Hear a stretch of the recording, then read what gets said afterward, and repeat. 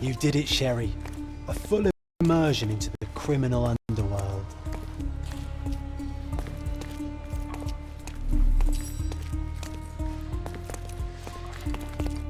The Silverhand treasure, mate. Loads of pirate gold buried somewhere around, just waiting to be found. It's all right, there's no treasure. But maybe there is. I just need to crack the bloody riddle.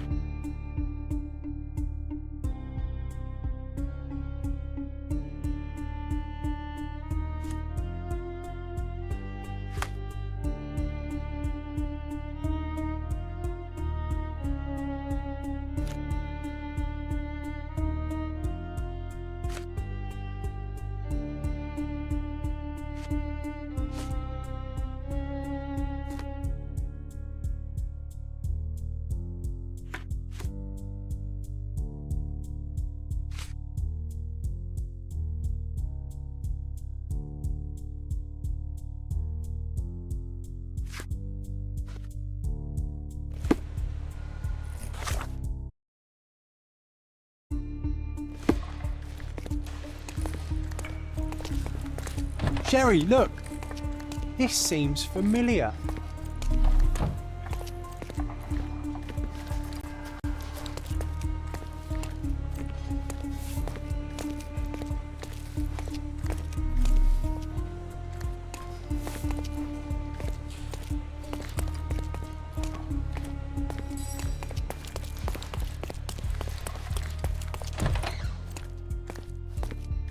Is this?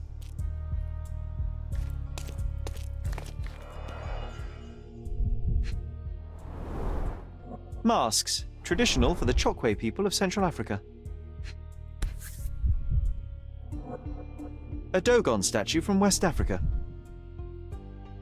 A century old at least.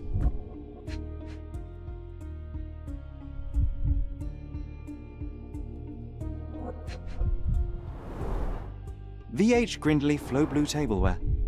This is what lies behind the facade of Bernadotte Company Limited.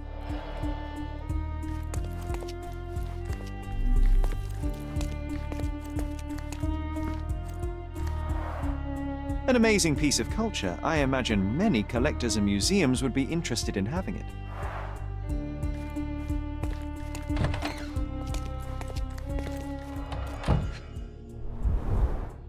Let's see what's hidden there.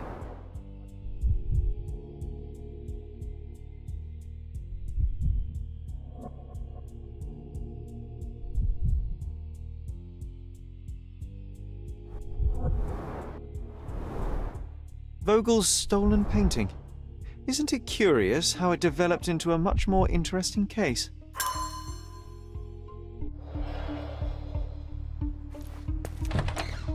Hello, friend. Tough day, eh?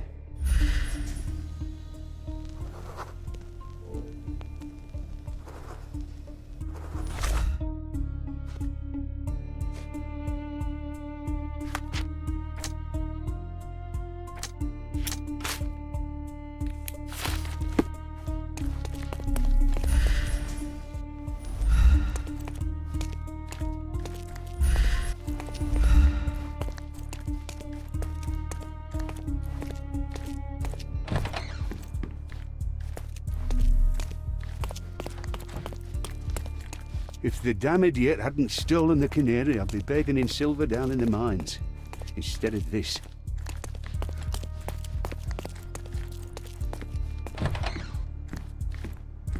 This is it!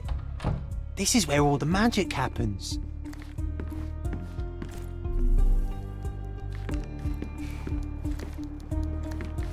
The Bernadotte Company Limited trade network reaches the most distant colonies of the Great Empire.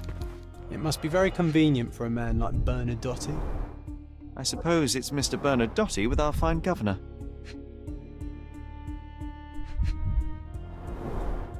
1875. It was taken a few years back. John, how many people in Cordona have a photograph with the governor, do you think? You definitely don't have one. Excuse me, Mr. Bernadotte is busy right now.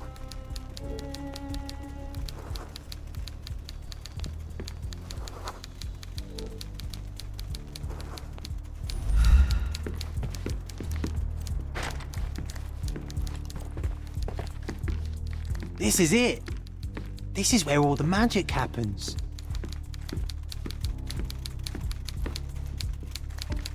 Sir, you're obstructing the light. Could you step back?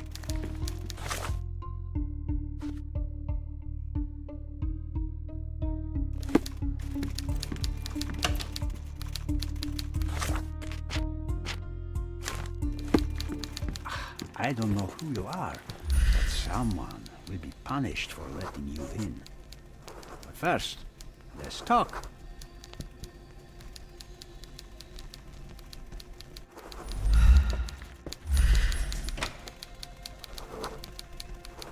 Sherry, don't you think this office suits me?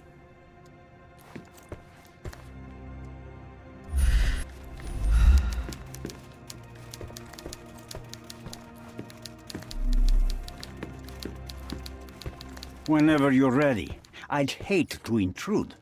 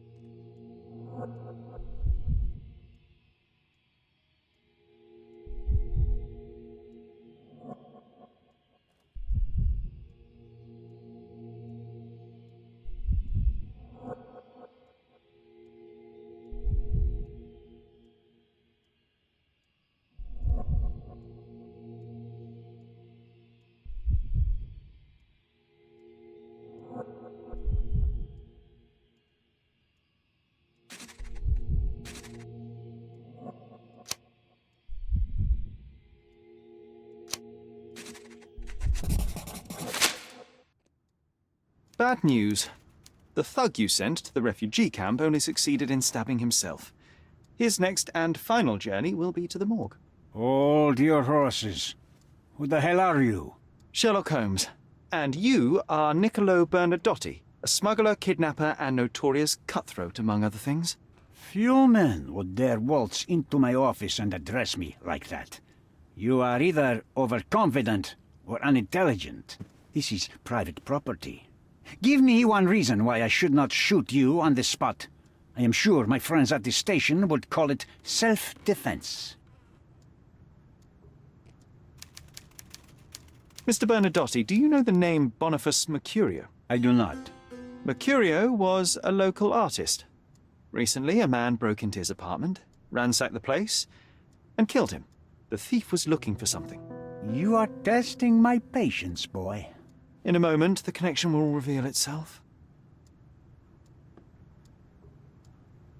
I was hired, privately, to investigate the recent theft of a painting from an art gallery. My investigation led me to a man from your organization, and thus, to you, Mr. Bernadotte. That is quite a stretch. Why would I need to steal a painting when I could buy anyone I wanted? Interestingly enough, I spotted the stolen painting in your storeroom. I buy and sell a lot of things, Mr. Holmes. Unfortunately, if this is true, it is not the first time I have been sold stolen merchandise. I presume you were hired by the owner of the gallery. Tell them to contact me, and we'll sort out the situation. So, this painting is why you broke into my office. As I said, your man was found dead in the refugee camp. He was there to kidnap a woman, but the other refugees intervened to try and save her. The ensuing scuffle resulted in the man's accidental suicide. He sported the same tattoo as your men in this building. In fact, it also bears a resemblance to the one on your neck. Care to explain what business your man had with this woman? You have no idea what you are talking about. I can assure you this was no kidnapping. The refugees in the camp are on edge. What happened there is a tragic accident, one I am not responsible for. For what reason was your man there if not to abduct her? Why would I answer? You are yet to justify your presence in the slightest. So many words, so little action. When you barged into my office, Mr. Holmes, I got the impression you wanted to talk business. Now I see you had come just to talk. Tell me exactly what you want, or get out. It was necessary groundwork for what comes next. I have enough evidence to conclude that the gallery thief, the artist's killer, and the dead man in the camp are all the same person. Your time is almost up, Mr. Holmes. Before you draw your gun, there is one final detail I am yet to mention. The young woman your man was tasked to collect from the refugee camp had been defiled at a perverse masquerade party. That violation was captured in a photograph by Boniface Mercurio and used as a reference for his painting. The photo shows the attacker's face. Finally. That's why you're here, Mr. Holmes. You have the photograph. It is what your man was after when he broke into Mercurio's apartment, and it is what you're after too, isn't it, Mr. Bernadotte? You have the photograph with you? How much do you want for it? I am not naive enough to carry it with me, but I am yet to decide what I shall do with it. I know the man in the photo is a British envoy. What interest do you have in his downfall? I must admit, I am rather impressed by how comprehensively you have pursued this matter. And so, you deserve the honest answer. My business dealings are often arduous in their bureaucracy. A man in his position, willing to look the other way, could ease my work significantly. In return, I will make sure no one looks his way either. A favor for a favor. Also known as blackmail, the modus operandi of any true professional. It was not originally my idea. Mercurio set things in motion, extorting the envoy for the most trivial of ends. Money. In response, the envoy hired my man to retrieve the painting and the photograph, eliminating Mercurio's leverage. I only learned the whole story after the artist was killed in his home. And rather than extricate yourself, instead you took over Mercurio's venture. It fell into my lap. As a businessman, I simply seized the opportunity. Now, how much do you want for the image?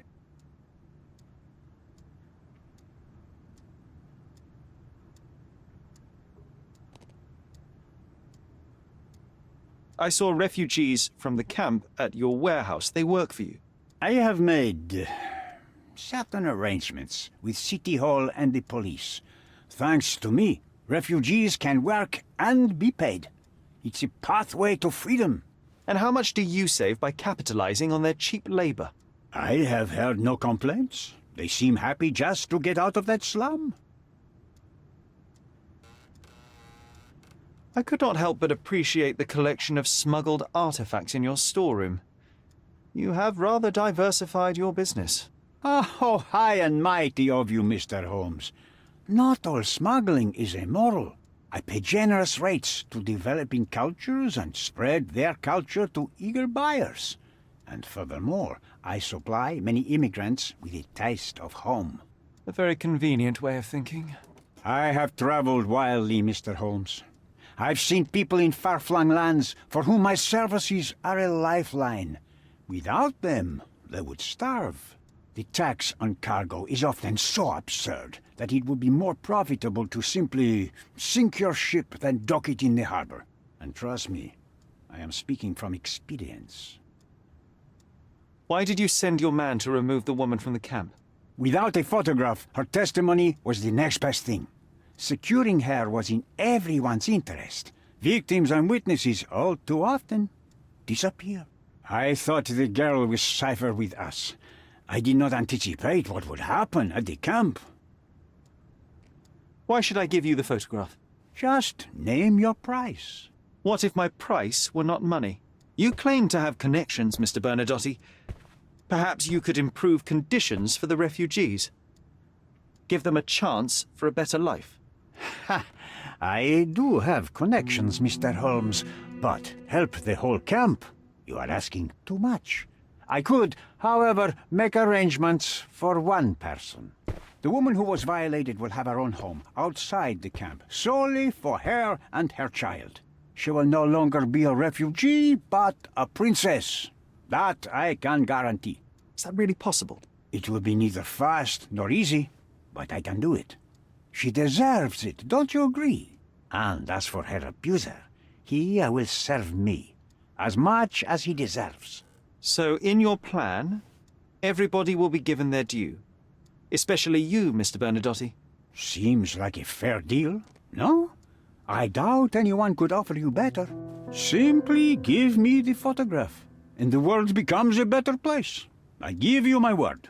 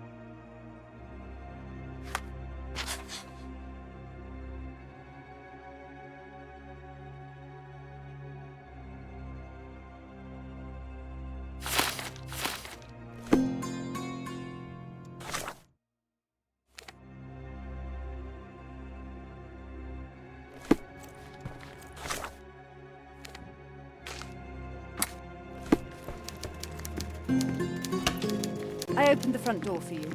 Please, sir, do not linger.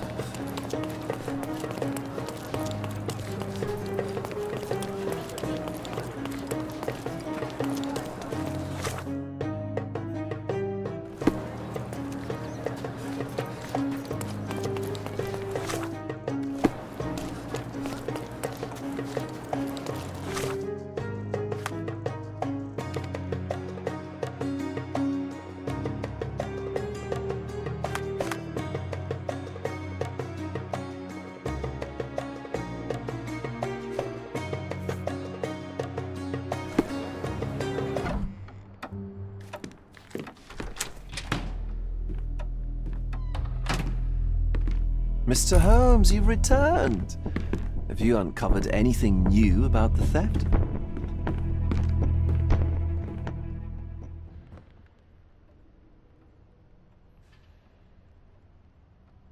Not yet, Mr. Vogel.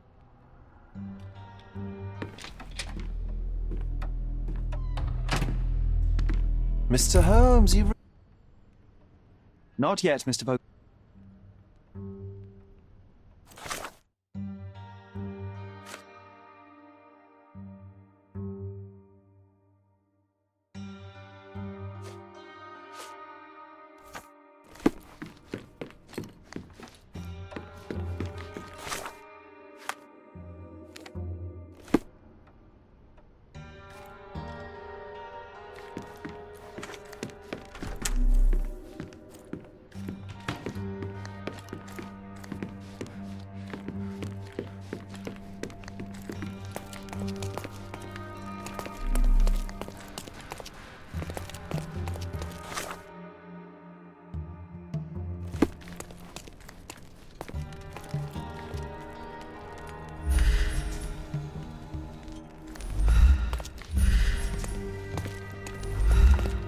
A true artist never shows an unfinished piece.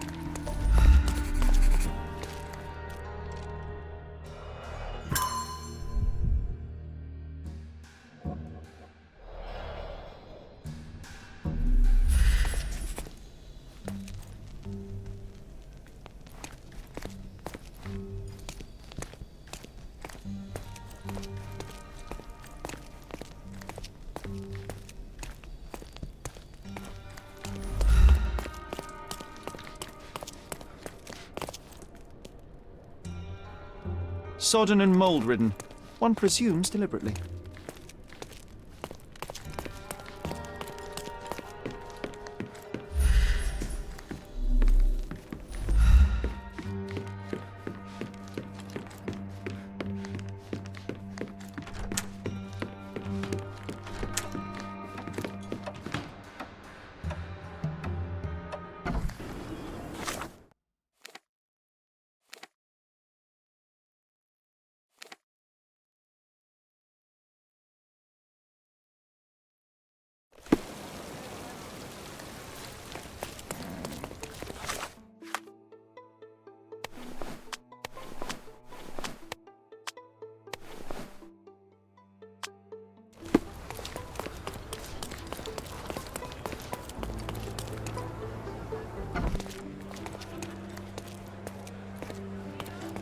Have you found anything helpful?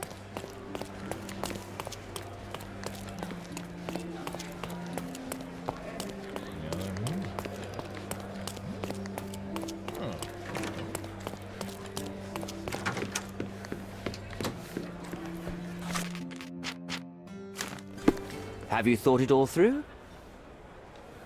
Almost. The refugees, what will happen to them? Well, I wouldn't be standing here in this fancy office if I didn't know how to pull the right strings. In fact, it's the only thing I know. The local governor will receive a decree signed by the House of Lords containing a request to patriate the refugees in the name of the Crown. From where did you gain such influence? I never asked you how you found the photograph. So don't ask the magician how he performs his tricks. But how can I believe you? Ugh, I presume you do believe in my selfishness. The initiator of the refugee salvation will be none other than the British envoy, savior and protector of those in need. It's a win situation for me, too. Now, what about the photograph? You deserve to be punished, but the greater good is what matters here. I won't bargain it for justice for Naylor. I'm glad that this situation is over.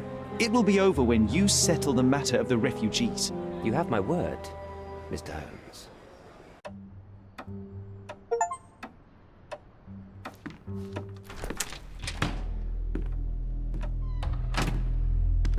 Mr. Holmes, you've returned. Have you uncovered anything new about the theft?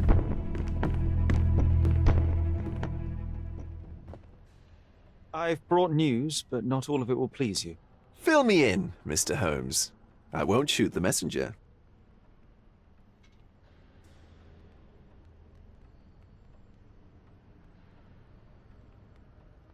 I located the thief, but found him rather cold.